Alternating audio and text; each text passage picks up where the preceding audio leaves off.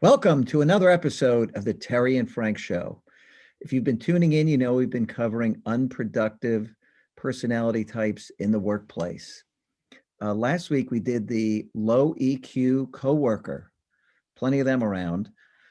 In this, we said we promised you we'd be talking about the in-crowd leader. We're going to be talking today about just in crowds, what they're like in the workplace, what to do if you encounter one. We've all seen them. And, Terry and I were chatting a little bit about this right before the episode. So we'll just get right into it. Hey, Terry, why don't you fire it off? Yeah. So this in crowd, it's really about excluding people for whatever reason. This isn't necessarily a race thing, or gender bias. It most certainly is not just that. Sometimes it could be that, but a Could lot be. of times you just find people that have gained influence. It's because they've been with the company for a while. They've learned a lot about people, some things good, some things not so good. Uh-huh.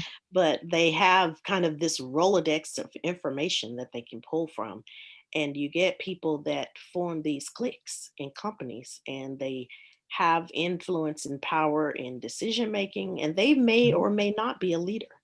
They may just be well connected. It may be somebody that has great relationships with maybe not their current manager, but their manager's manager, Mhm. or they may have just been around long enough that they have developed relationships across the entire company.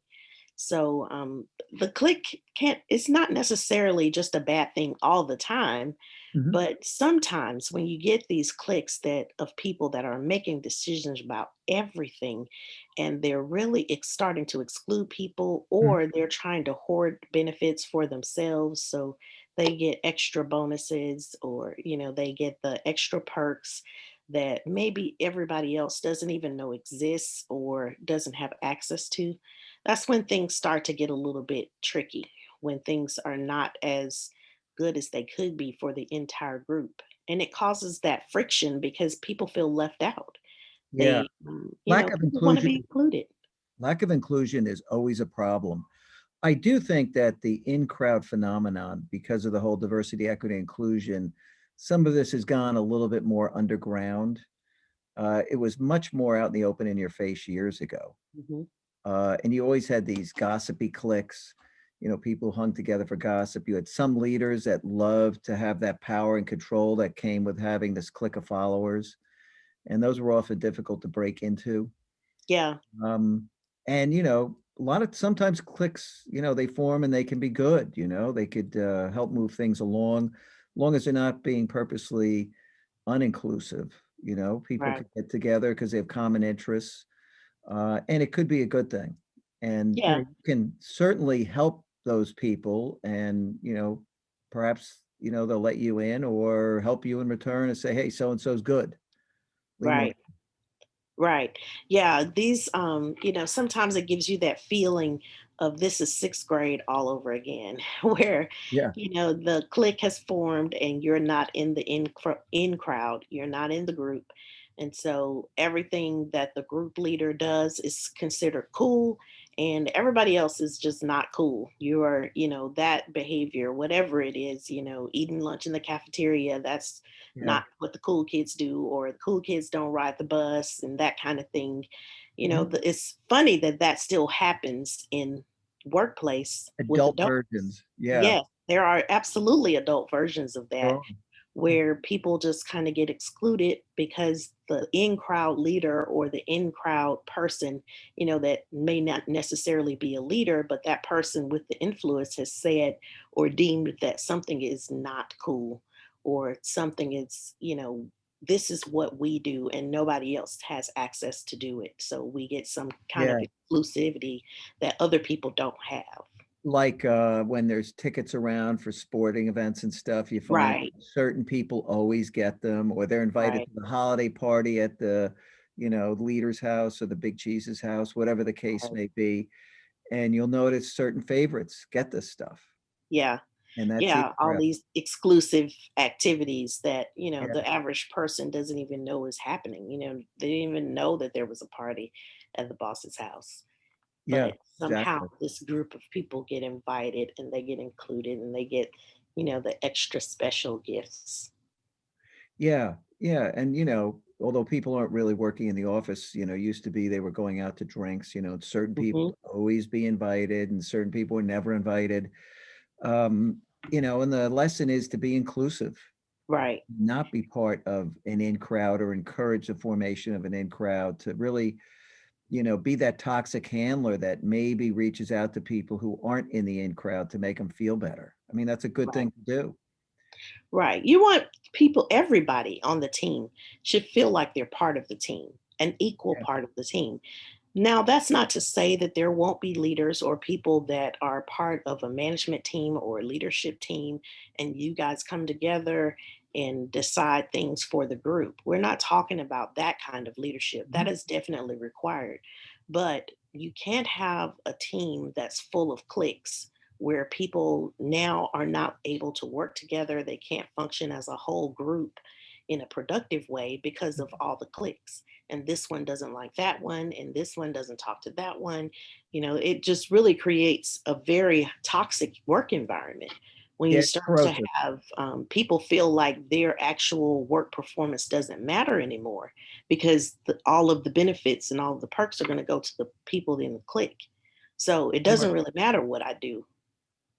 All these socially corrosive behaviors that you see happening, that really destroy the fabric of the workplace if they're allowed to go Right, on. I mean, leaders should be tuned in and really be setting the example that this is an inclusive workplace. So if you're right, going to say you're running an inclusive workplace, you better be inclusive. You can't be the in-crowd leader. If you're going to say this is a workplace where we trust one another, then you better be transparent and open about what's happening. right. You have to lead in that. Right. You have to lead by example. It can't just be something that you say because people are going to look to see what you're doing and they're going to follow what you're doing. A lot of that negative behavior can be attributed sometimes to the leadership and how that leader is leading. You Yes. know, the leader has to take ownership of the culture in the company and on their teams specifically. So if I'm a leader, I have to look at my team and how I am setting examples for them to be inclusive.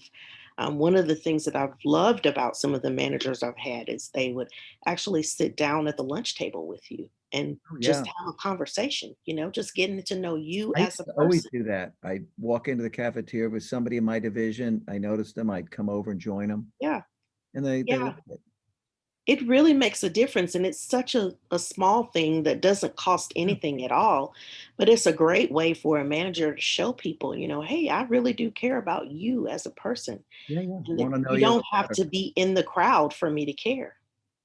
That's exactly right. It's lead by example. I always say that culture is a leadership mirror. It's your reflection. If you don't like your Right, culture, guess what? It's your reflection. You're doing it. You right, have to change it. right, that's a great analogy, great way to look at it, and a great way to take ownership, right? So it's easy to point the finger at somebody else and say, "It's all their fault." The culture is bad in this organization because of someone else. But Uh-huh. when you start to look in the mirror and take ownership of your part of it, what have I done to contribute to this? Yeah, and they're natural clicks as a result of, let's say, acquisitions, mergers. And as a leader, you should be on the lookout for these and try to integrate the people and break down those walls. When there's reorgs and groups are merged together, there's just natural clicks that already exist. So you Yeah, want to really work to make sure everybody's included. You break down those walls and silos, get people really talking to one another, set up, social things, whether it's online or something, to bring people together, introduce everybody. Go out of your way to make the place inclusive. right. People want to be included. Mhm. And it's just a natural thing where people want to feel like they belong to something. And so you make some great points about ways that managers can do that in being inclusive and inviting everybody. Invite everybody to the party. Invite everybody to, the conversation. You may not have something in common with every single person, but you have something that you can bring everybody together with. And that's by including everybody. Oh, yeah, And and you if you never have a know. click, if you see a click going on, to just set up a meeting online where everybody's together to say, "I like when everybody's together and we're all included. I don't believe in clicks." You don't even have to point them out. Right. You could just say it. They all know. Right. And by the way that you're leading and not having clicks will also show, hey, this is not the way we want our team to be.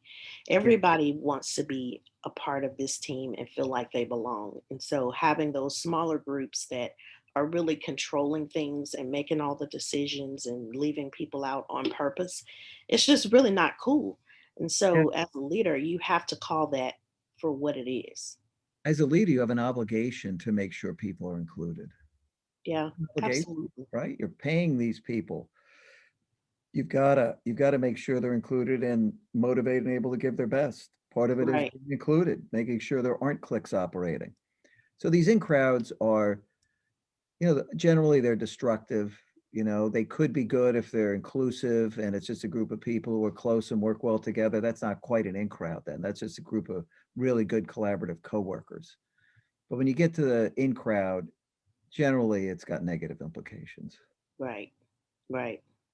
And you want to try to maybe build a bond with one or two people that are in the in crowd. Mhm. You may never get invited into the inner circle, depending on, how tight the clique is. You may Mhm. never become part of it. And I don't even know that you really want to become part of it, but just as a way, a coping mechanism to deal with that kind of an environment, if that's the kind of workplace that you find yourself in, a Mhm. way to do that is or to be able to stay there is to really build some relationship with some of the people that are in the group.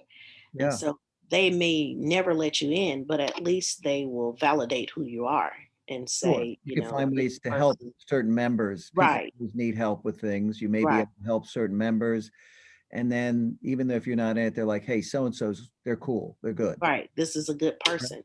This is a good, helpful person. And so, you may take it that way. But then in some ways, sometimes the environment is just so toxic from that in crowd group that you really do have to consider, is this the right place for me? Correct. It sometimes it's just not worth it to stay there because no matter what you do, you're never going to get ahead. You're never going to feel like you're being recognized for the work that you're doing because the in crowd is really controlling everything. And that's when you really do have to have that hard conversation with yourself and say, is this for me? Is this Is the this right place culture for for me? me in this company that this is allowed to go on?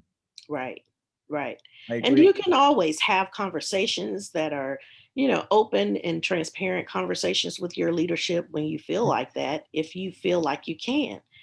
So the sad part is sometimes you don't even feel like you can have that conversation with your manager because Unfortunately, your manager has created this the type of in-crowd environment. leader. Right, exactly. Yeah, it's his So in that in-crowd. case, Uh-oh. yeah, it's his in crowd. So in that case, Yeah. you really just have to decide what's good for you and do what's good for you. Yeah, transfer to another part of the company if you can. Maybe you have to leave, who knows? Yeah, Certainly while you're there, be inclusive yourself. right. Do your best to make friends with the people. Don't go around bad-mouthing people. Don't become part of a problem. And, then decide whether it's the right place for you. If that's a culture that they have in the company and the leaders are okay with it, then maybe you need to consider what your next step is gonna be. That's right. That's right. So anything else, Tara? I think we got it covered here pretty well, right? Yeah, I think so too. People they want to feel like they're part of something big Uh-huh. and something great. And in crowds can really derail that. So you have to be careful with creating these groups of influencers, Mhm. people that have all the power and authority. You really have to be careful with that to make sure that people aren't being excluded for whatever reason. Mhm. Hey, we didn't talk about what next week's episode is gonna be. We normally do at the beginning. What do you wanna Yeah. cover next week? So, what do you think about the ticking time bomb person? Yeah, let's do that. That's a good one. We've Yeah. all worked with them. And Yeah, we've all been in those environments where you got that explosive coworker that comes in and throws a bomb in the middle of the office and everybody's just kind of bracing for cover. yeah. Yeah, it's a good one. And Yeah, sometimes normal people turn into those ticking time bombs because of that's stuff right. going on in their life, right? Right. That's right. Yeah, so good. So next week, the ticking time bomb. Time bomb. Yeah. Yes. Well, unproductive. There's so many of these personality types. It's Yeah. interesting. We hope you guys are enjoying these. We'd love to hear some feedback on Yeah. what Make we're some doing, and comments. yeah, leave some comments, subscribe to our channel, and actually click the notification bell so that you'll know when we're posting content. We are trying to put something out here every week, but make Yep. sure you get the notification so you'll see it. That's right. Yeah. Let us know who you are. Comment. If there's a particular personality type you want to hear about, let us know. Right. Yeah. We'll add it to the list. Give us some suggestions. We'll definitely take those. Fortunately or unfortunately, we've worked with all of them. Right. All right, Tara, have a good one. Till All next right. You week. too. All right. Arrivederci. Bye Bye. bye.